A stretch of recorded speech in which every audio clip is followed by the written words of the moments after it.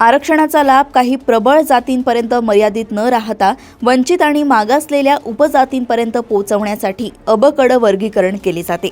Doctor Babasaheb Ambedkar यांच्या विचारातून प्रेरित होऊन या वर्गीकरणाची मागणी केली जाते, जेणेकरून समाजातील सर्व स्तरांना समान संधी मिळेल। हे अ ब क ड उपवर्गीकरण लागू व्हावं यासाठी विधान भवनात आंदोलन होतंय।